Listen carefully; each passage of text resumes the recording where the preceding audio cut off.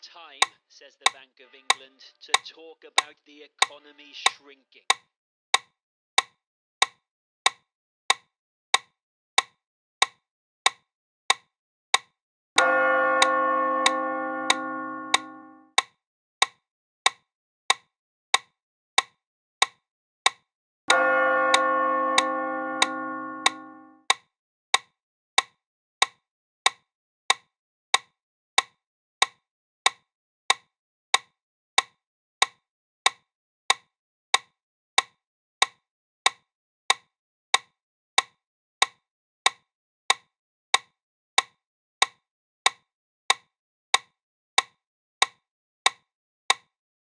Now, vast glass houses, they stand empty as owners cannot heat them to grow vegetables. Experts have warned that UK is now walking into a huge food security crisis.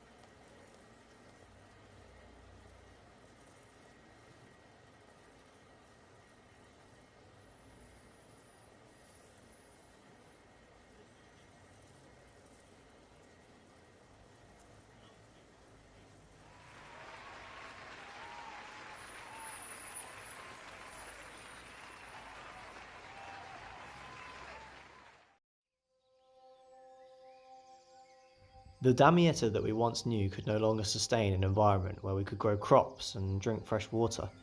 Some called it a rise in the tide, and with it came a crisis of hydrology. A new desalination strategy named A Chorus of Aquatic Ownership was instilled into the landscape over decades to embrace the gradual grasp of the salt line. The people retreating formed Sanctuary, a place which prospered and evolved with the rise in the tide, designing and crafting vessels able to traverse these new landscapes. Bioindication towers able to tell the quality of the water were planted and risen as part of a performance and ceremony. Now, we live amongst these towers, on small alcoves located to the north of Sanctuary, where we have reclaimed the land which was once taken from us, going about our daily lives and living as part of a new landscape, a new performance.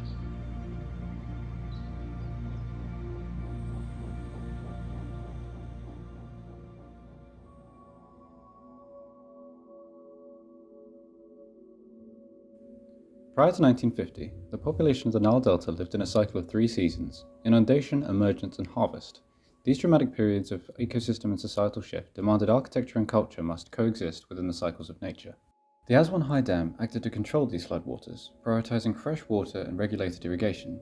However, as a consequence of the installation of this structure and the industry born from it, the coastal hydrology of the Nile Delta has been dramatically altered over the last 50 years. The studies shown interrogate projections of the new coastal hydrology of Damietta, highlighting saltwater ingress that is currently a visible threat within the landscape, as well as plotting the use of agricultural fertilizer against sea level rise and tidal ingress. The urban and agricultural context of Damietta will also suffer an accentuated effect of sea level rise, apparent through the accelerated hydrocompaction of river silt courses which the region is built upon, resulting in a possible 1.5 to 3.5 overall water level change under the worst case scenario by 2100.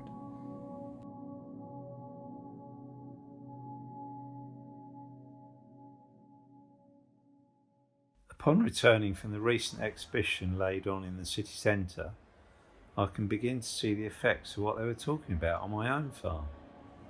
I already knew about the salt, but I never anticipated what the fertilisers would do when the waters rose. They spoke of a place called Sanctuary, places along the coast where people could go and carry on their trades and skills. Truth be told, my crops are struggling, and I'm gaining smaller amounts of yield each year. I think I do need to start preparing for the worst.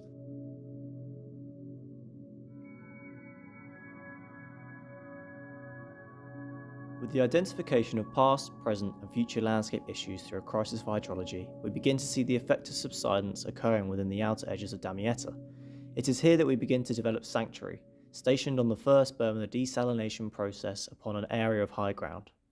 The evolution of place begins when hydrological refugees are forced inland as the tides rise.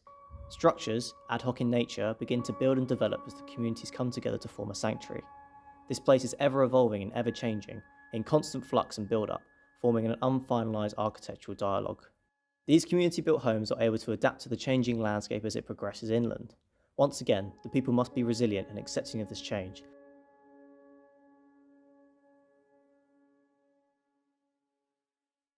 Having materials on our doorstep has made this process a lot easier. A warehouse full of palm planks cut and stowed ready for Nanette to collect from the back of a storage warehouse. We've been helping the community construct houses ready for the large number of people arriving, soon to be our neighbours. We have made steady progress by ourselves, but things will go a lot smoother, not to mention faster, when the families pitch in and help. It's lovely to see everyone working together, all from different backgrounds, especially with people having to leave their homes. It's important they are welcomed.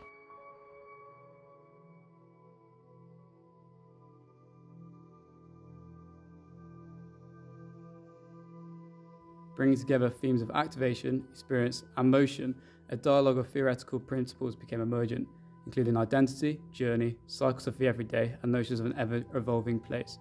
This then highlighted the use of narrative as methodology to reveal a story of place. Within this methodology, the methods of intimate ritual sketches, animated diorama, and written informed fictions began to define the place we were creating, all interpreted from existing narratives of life within context. This new narrative of place was assembled upon the fictional context of a chorus of aquatic ownership, urban strategy, desalination scheme. The neighbourhood scale shipbuilding strategy set within the three key periods: terrestrial, marshland, and aquatic.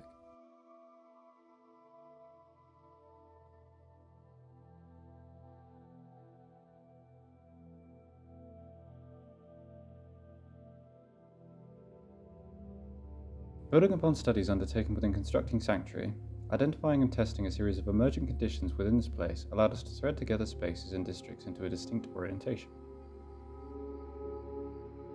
From these early orientations, we undertook a detailed set of typology investigations, consolidating knowledge initiated in our urban strategy investigation. Set within the periphery agricultural context of Sanctuary, as well as within Damietta city centre, we began to assemble an informed morphological language of place.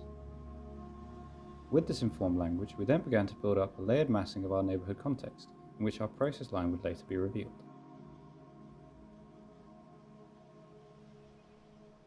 Crafting this place through identified typologies across the two lived eras of our site. To create a richer projection of the everyday life within context, we began a series of narrative ritual sketches allowing the characters of each district to emerge. From this study, we were then able to extrapolate the messy, ever unfinished growth of place, alongside knowledge from existing waterborne communities in the Mekong Delta, following a dialogic framework self-organised by the community within a central neighbourhood assembly hall.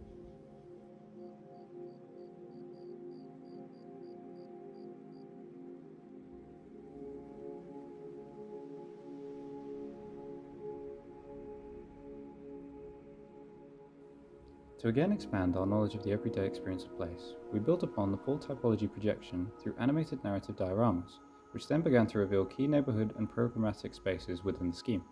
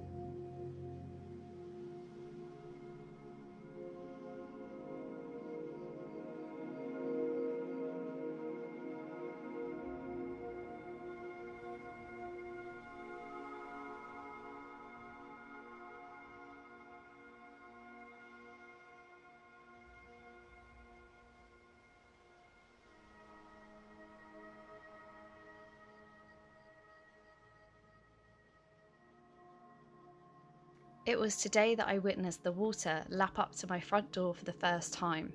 It had steadily been encroaching for the last month or so, damaging my crop field, creeping its way towards my house. During these months, myself and my family had begun to pack up all our belongings onto a truck which was due to take us to Sanctuary. Large towers, concrete in structure, with new timber tops and canopies stretching over the streets. We were guided to an area where our new home had just been finished. A thatched roof, gabion baskets, and a timber arch porch. People walking with baskets of food, children playing in a courtyard with a football. In the distance, the occasional timber beam passed between the gap of two buildings. The sounds of sawing and hammering. They must be building something in there. Perhaps later, once we have unpacked, we can explore the space better and get a feel for what could be our new home for the foreseeable future.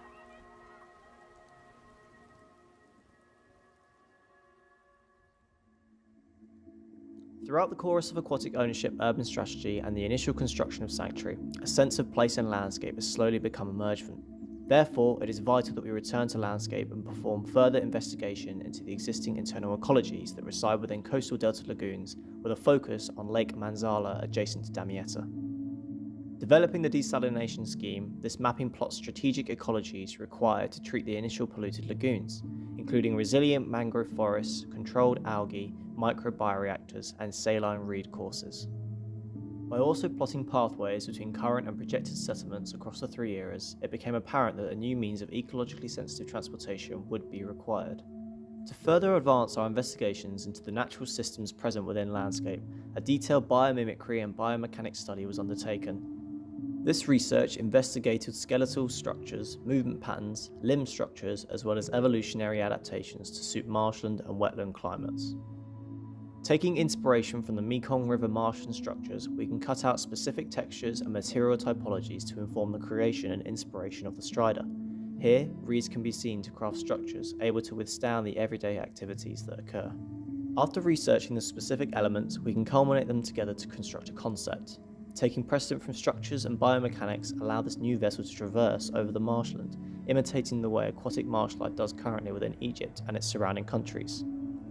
Legs from a grey egret, long in length to keep it above water, large outstretching feet from a soft-shelled turtle as it scuttles across the ground, a dragonfly's wing on the wind as it flies across the flora, reed craftsmanship made from individuals who embody place, a reed canoe, the vessel which people use to transport around marshy environments currently, and the felucca, used as the predominant method of transport along the River Nile. All these elements form what we have come to name the strider.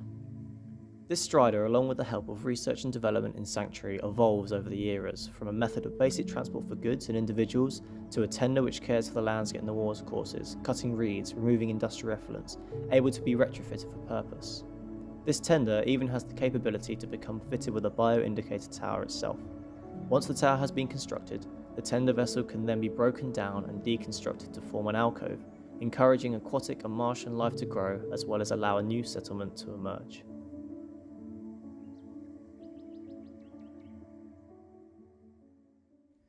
Open inquiry into bioindication led to investigation into seaweed to determine water quality within the aquatic landscape. The outcome of research suggests the species Ligura viscida proved to be the most effective for metal pollution indication.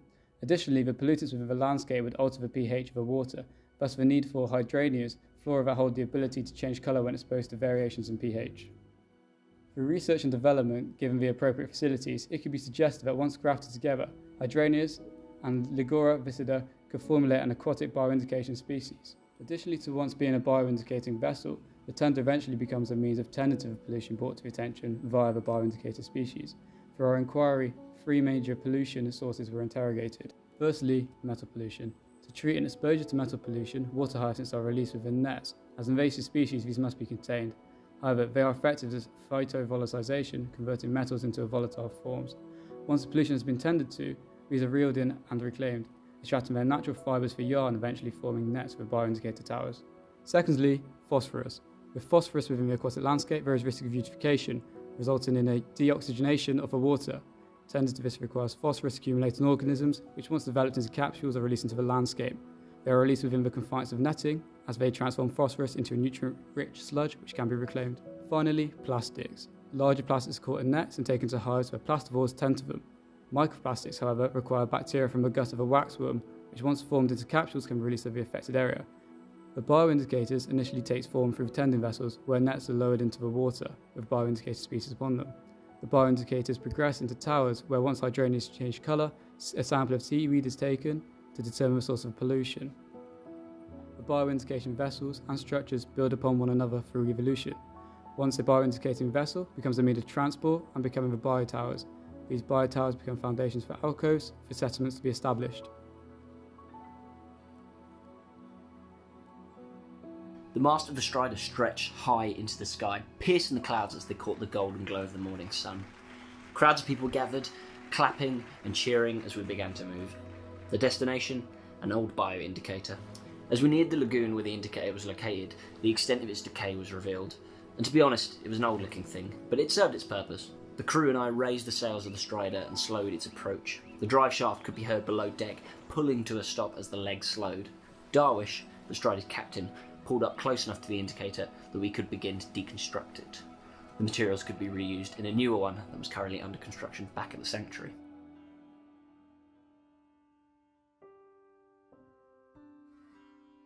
Layering knowledge of place from landscape, narrative, and the emergent Strider, the previously established districts developed organically through a series of ritual interrogations into a cycle of small to large-scale craft in the formation of the vessel, the newly constructed homes of sanctuary, and the flora to serve bioindicators.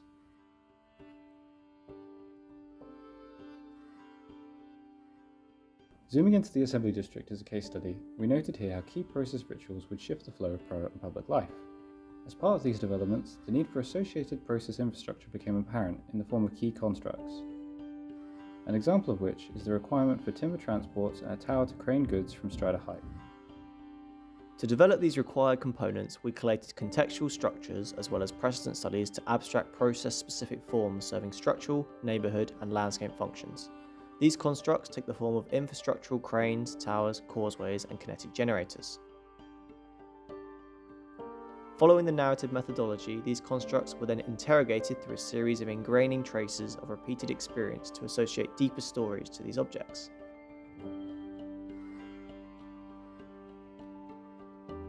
With the advancement of key spaces through the process, the realisation and need for further vessel evolutions were revealed.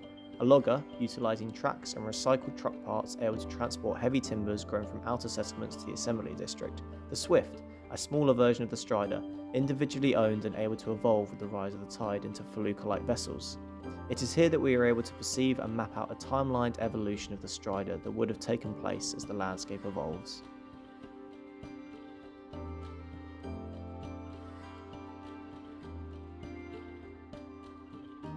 In the second phase of schematic development, we once again return to process within place, refining the wider site spatial organisation alongside the flows of everyday life. Utilising the assembly district as a case study once again, the following studies rigorously test threshold between spaces, horizontally and vertically, whilst maintaining the focus upon the lived experience of sight.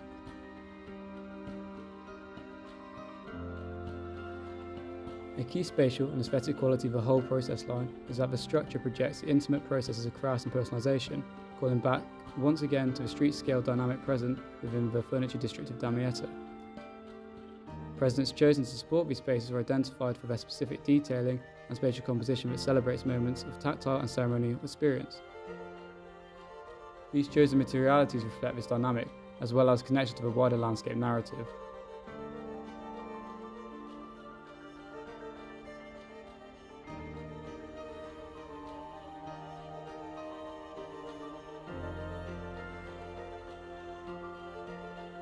The established line of process stands as a founding mill of workshops that contain ever-morphing scenes of collision as well as rich dynamic scenes between levels and process, creating various products to then be stored for shipbuilding and communal use. A kinetics hall, utilising landscape product processed within the founding mill to forge various permutations of vessels throughout the landscape performance. A bioindication quarter, which completes the assembly of the tending and bioindication vessels to then be launched in the ceremonial cycle of release.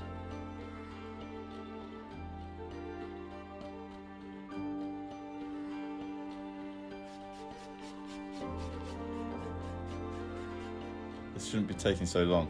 It's a simple task of unloading so that I can leave to collect the next load. It was quite a sight to behold the process as it progressed through several spaces. As the logs arrived, the fronds would be stripped for cordage and twine, allowing several people to carry the log into a larger building, and from the sounds of it, that's where it would be cut and treated. I'd become used to the sounds of the workshops living here, and had never taken the time to listen to the process. Occasionally, you would see the timbers reappear on the opposite side, hanging from small rails curved and transformed in shape, or I imagine it is fitted as a structural rib. I look back to the one I'm supposed to be piloting and can see the same one jotting up above deck. The boxes begin to be lifted from its storage compartment via the tower crane. Finally, it's about time.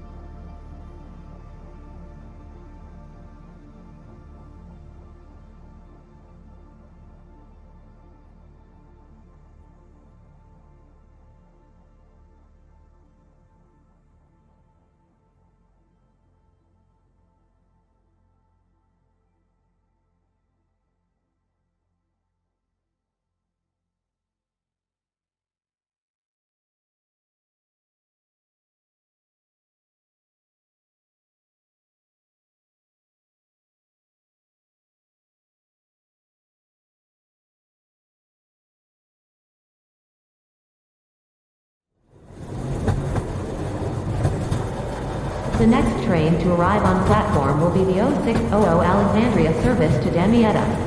This is the final stop. Please stand well back from the platform edge. This train is formed of 5 coaches. سيكون القطار التالي الذي سيصل إلى الرصيف هو خدمة 0600 الإسكندرية المتجهة إلى دمياط. هذه هي المحطة الأخيرة. يرجى الوقوف بشكل جيد بعيدا عن حافة المنصة. يتكون هذا القطار من 5 مدربين.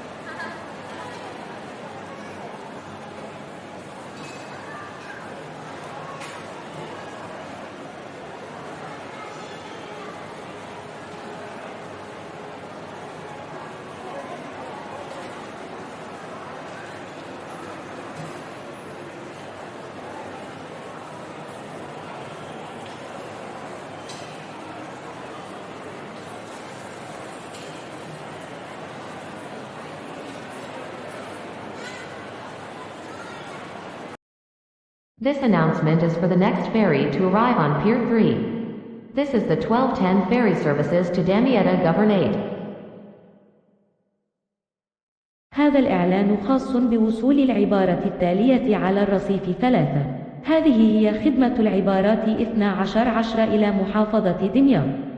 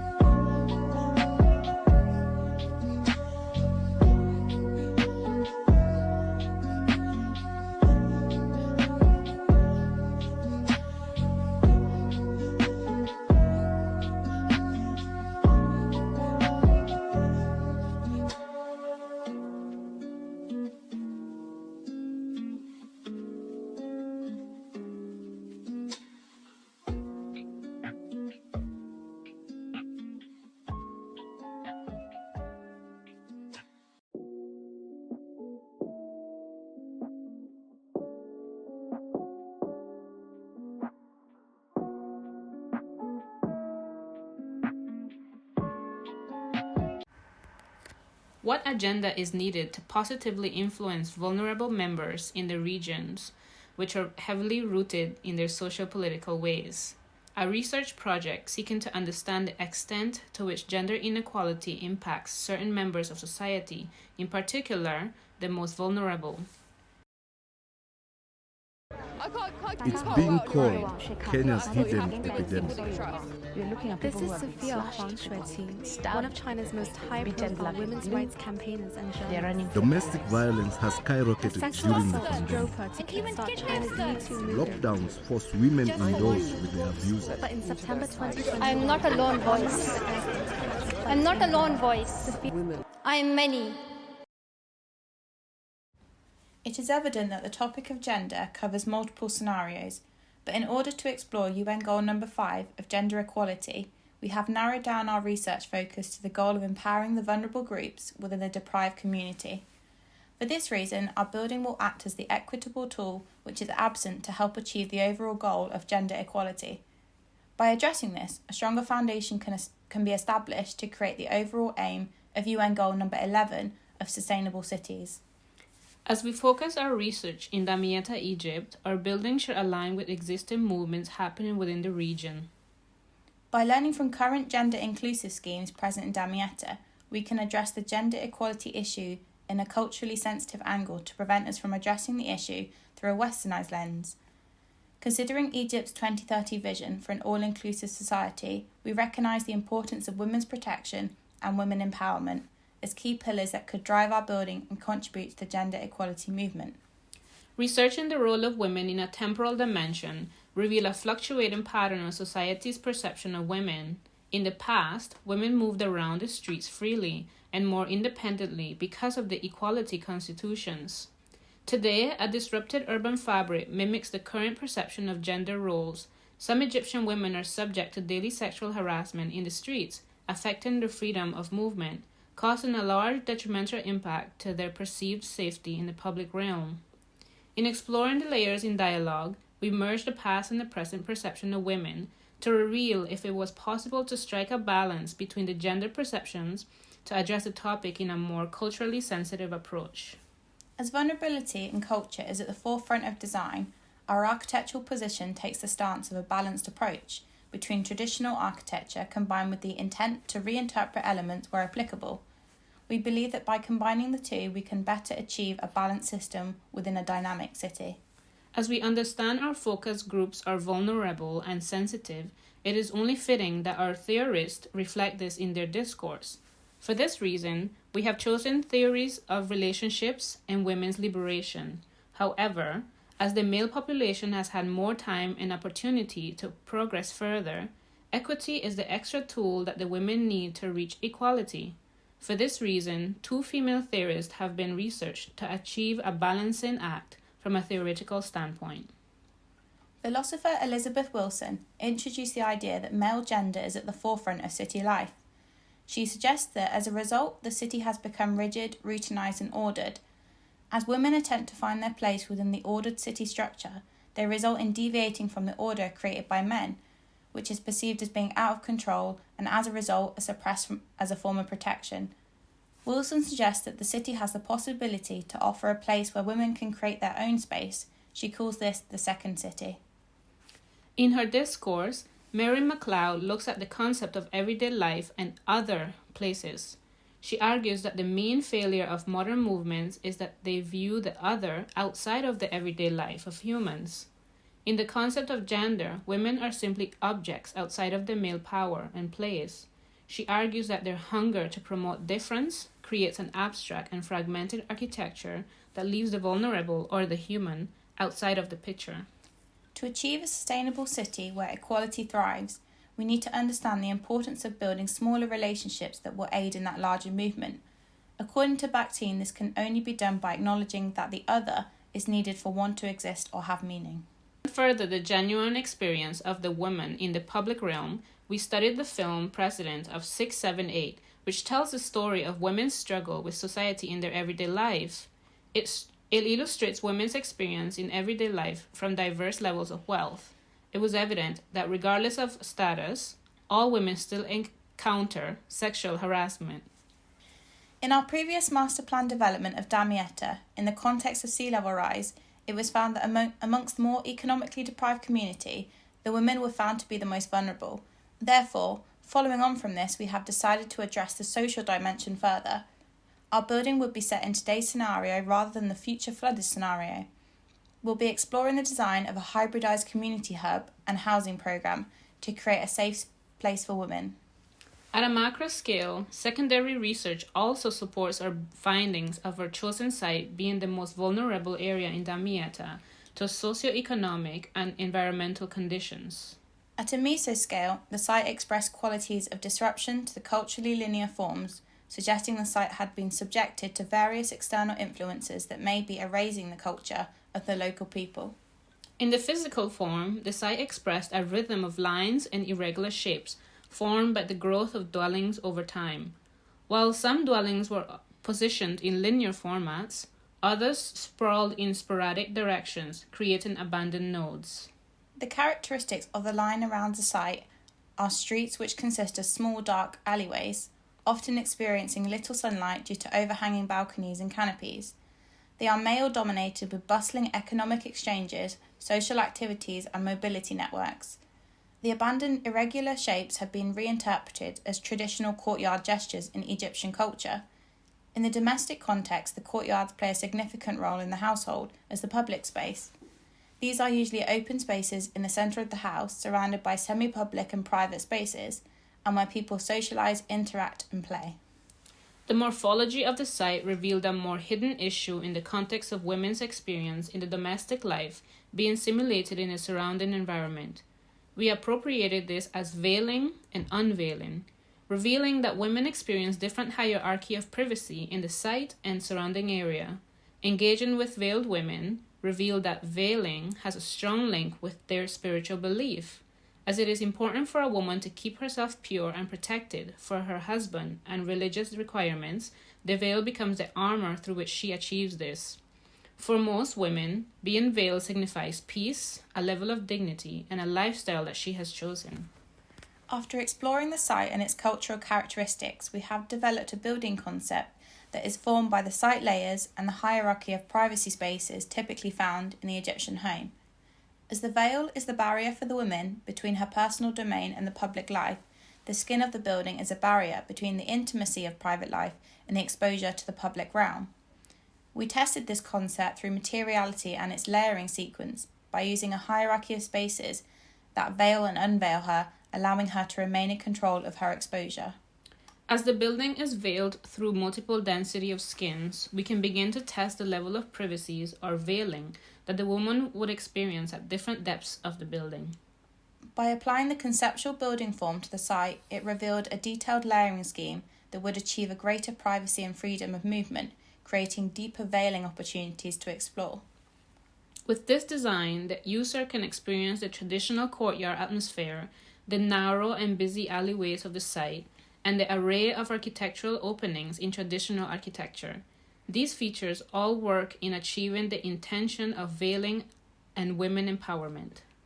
A feature incorporated within the courtyard includes a market space wrapped by columns and arched openings to aid in achieving a shadowed space that simulates a level of veiling. The community kitchen serves a wider purpose to the community. They are invited to use the facility to engage in the social activities of cooking and dining, similarly seen in Egyptian culture. The public engagement in this space provides the woman the opportunity to build a level of confidence that will help her establish herself in the public realm. The line in the building poses similar qualities to the streets in Damietta. A series of overhangs have been used to simulate the congested airspace and open streetscape. These overhangs allow for the women to regain control and ownership of the alleyways by surveilling the activity below whilst conversing with each other above. Here, we have carried out a light analysis with the potential building materials to test the various skins that can provide different levels of privacy. Our building has been divided into public, semi-public, semi-private and private spaces to aid in achieving the healing process. The ground floor consists of public spaces where the community and the vulnerable women can mix and interact. The first floor consists of semi-public spaces such as meeting rooms and workshops that will empower the women through skill building and social interaction. The second floor is semi-private, where the community is not allowed to use. The floor consists of communal, therapy and well-being spaces for the vulnerable women, where emotional healing begins to take place. The third and upper floors host the private living spaces such as bedrooms and bathrooms and semi-private rooftop usages. The design captures the intended features and concepts through the layers of the building. These include the recreation of the narrow alleyways by the two building masses at close proximity, and the minimalistic exterior features juxtaposed by the busy, decorative central elements. These drawings also reveal the hidden layering system in dialogue to achieve the overall veiling protection for the women.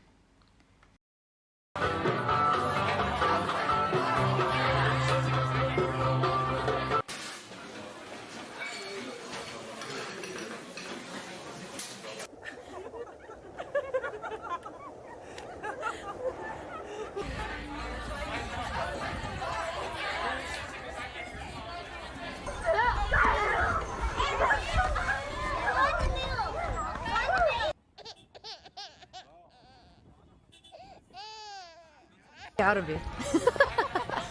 وهلا رح ناخذ صور على الباركور.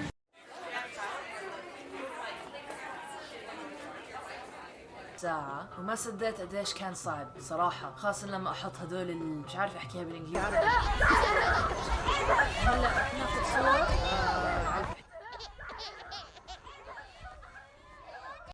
By addressing gender equality, it has forced us to consider the response and the infrastructure has to the people and the environment. A series of passive design choices such as building porosity, shading and dense materials have been incorporated in the infrastructure. These design choices achieve a passive cooling and ventilation which are crucial in responding to the Egyptian environmental conditions. Across the world, gender equality continues to be an issue being addressed by regional leaders. Our culturally sensitive approach allows for a conceptual design that has the possibility to be applied to other regions across the world facing similar sociopolitical issues. By transferring the building concept to different city types, it would allow for a more site-specific responsive design to be used.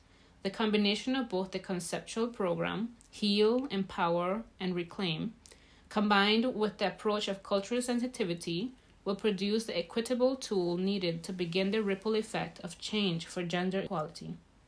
By immersing ourselves in the exploration of gender equality through in-depth research and analysis, a more personal impact has been made on not only our educational agendas, but also our moral stances. Our level of awareness of the issues have influenced our belief in the way all-scale projects should be designed. By undertaking this project, we hope that we have raised awareness to the issue and empowered others to consider further gender inequalities in their lives. As world leaders continue to tackle gender equality, we hope that they will begin to consider alternative creative solutions when attempting to improve the lives of the vulnerable. A more sensitive approach should always be considered.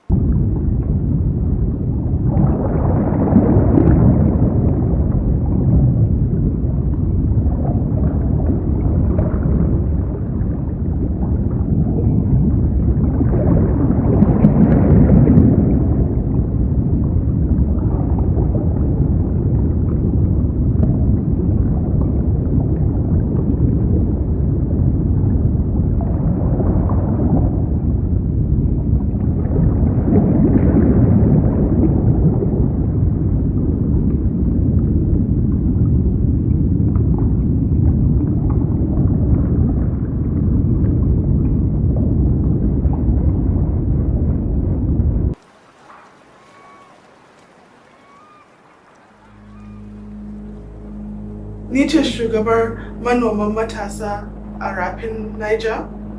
Wata shida na baya na tafi na aiki a Rafin Gabas na Nile, inda muka yi aiki na farautan abinci da noman kifi da noman abinci. Na yi aiki da mutanen can a lokacin damunar ruwa yadda za su samu su kasance yadda abubuwa suka kasance su samu abincin nan gaba, nan yanzu da nan gaba. Daga nan na dawo Nigeria na ci gaba da aiki na a rafin Niger inda na shiryar da su na abinci su ma da farautansu da samun abinci na nan gaba don damunan ruwa ya tafi yanzu damunan samun abinci. استيقظت هذه الصباح باكرا وذهبت إلى المزرعة لزراعة الذرة البحرية، حيث جمعنا الكائنات البحرية مثل السرطعون والأسماك والربيان والأعشاب البحرية، وكذلك أنواع مختلفة من الكائنات البحرية.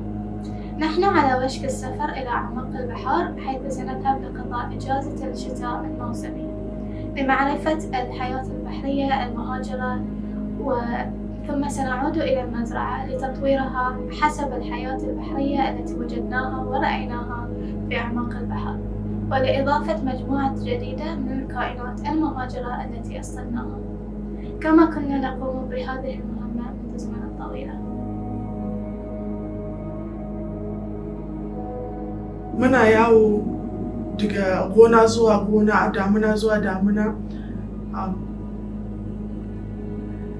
Da wajajen nan mun san su akan Egypt da Nigeria, amma yanzu don yanda abubuwa suka kasance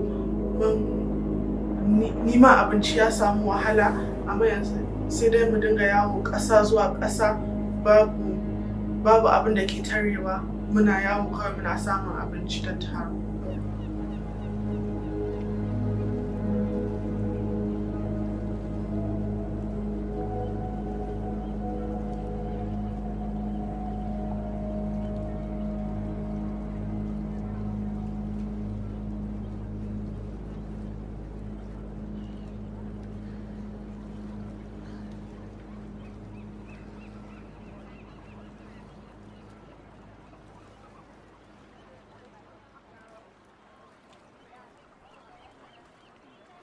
It's 2080 now, and the BioLeadership Campus is in its full state.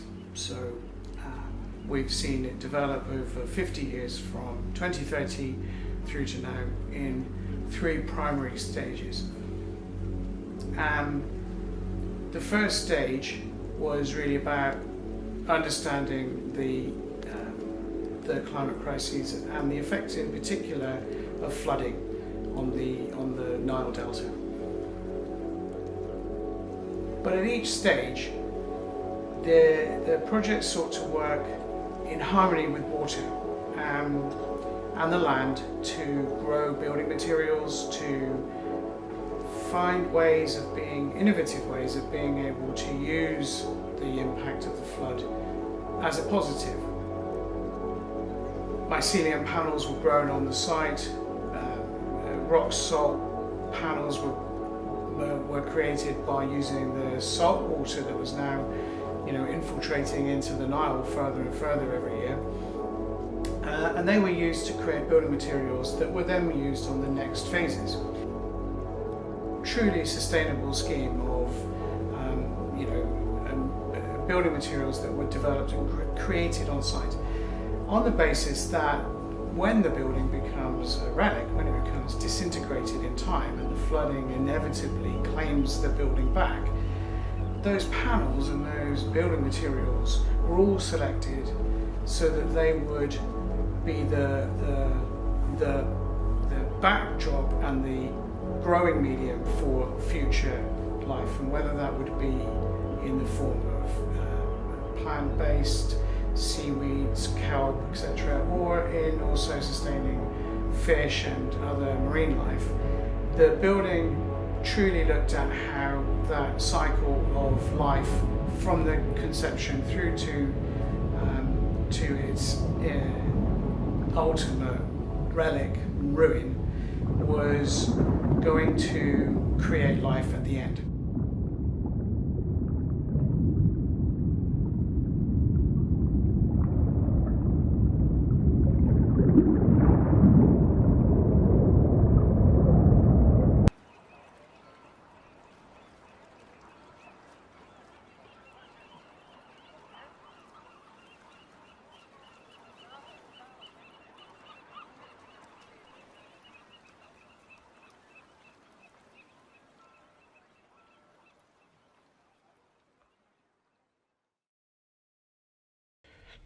The project explores and offers an alternative design philosophy based upon the current conceptual and social thinking on the concept of time and critiques the unsuitable and unsustainable linear ways reflected within our society and seen within the urban environment to date. The design methodology aims to develop a self-aware typology of architecture in which the context of the built form is in itself throughout cyclical periods of time. In order to critique and allow for the consciousness of itself to be understood as part of its own developmental form and experience, it must consider future generations, the future buildings that are connected to it, and the uses that precede and follow. The environment of that which this void resides in is not only itself here and now, but its previous formlessness and its future ruins. That which knows its own environment is beyond buildings that just respond to the current time, but ones that respond with time, through time, and in time. That which is conscious or self-aware allows itself to have the ability to reflect upon itself as part of a system of itself, and then it sees itself within a moment of time, whether that is the past, the future, or in the present. A rhizome of design conscious of itself. This void is then seen in a moment, in a momentary time, manifesting itself within the mappings of its context.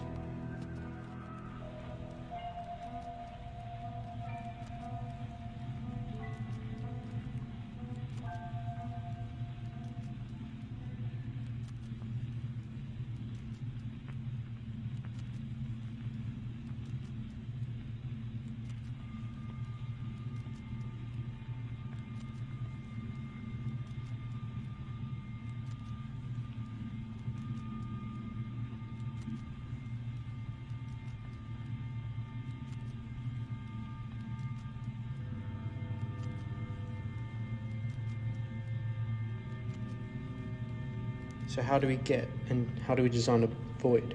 Well, we start by designing buildings that respond to the needs of our lifetime and this lifetime, and then we look at all the possible buildings that we could actually do to help here and now.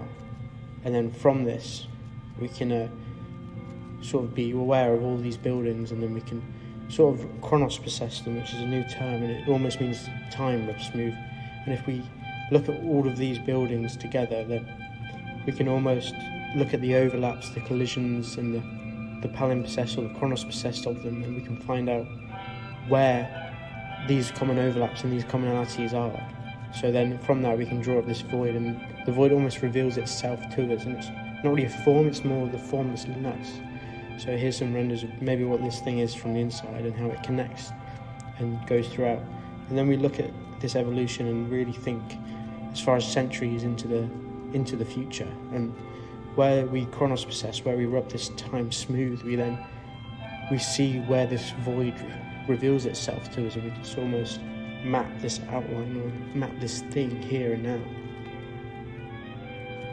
And then we've done this design philosophy, and I presented this a couple of weeks ago, and then we sort of have this noun of chronospossess, but turning this noun into a verb and then doing and reinterpreting the void, and then we can see in what designs can come from it, and then we can go down this rabbit hole and follow this path. Maybe we can understand different elements that conjugate the void, and then maybe we can use these to help foster and reappropriate other buildings and then design spaces from that.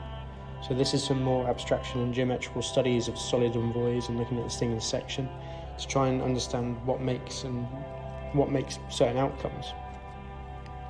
And what we see is a series of long lines sort of mean movement, and whether this is horizontal or vertical. Two parallel lines almost give a direction towards this movement. We've got one big line there on the left-hand side that's almost providing a sense of enclosure and protecting from the elements, and then the perpendicular line from that almost forms this courtyard space that we see here. And then three lines usually means enclosure. So then, are these things staircases, towers? Can these be used as future, almost traditional core spaces? Or are these vertical circulation?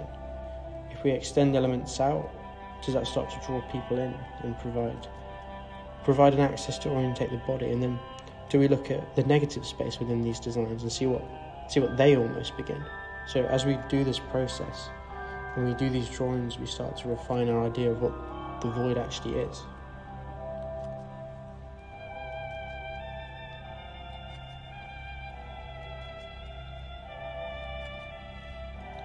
The use of drawing to almost conceptualize these thoughts stays consistent throughout this whole process of refining, defining, refining.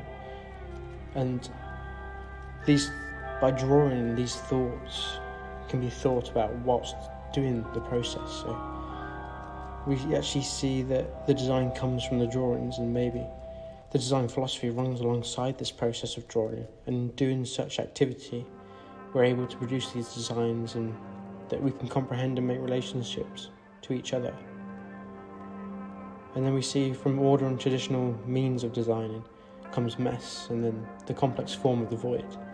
This is then looked at more and deconstructed, and by deconstruct these things we then get order, and then this cycle then repeats itself. An interesting circular form sort of emerges with elements of columns and openings of various sizes. These openings sort of dictate areas of enclosure and courtyard-like spaces enclosed by this exterior wall that sort of develops it.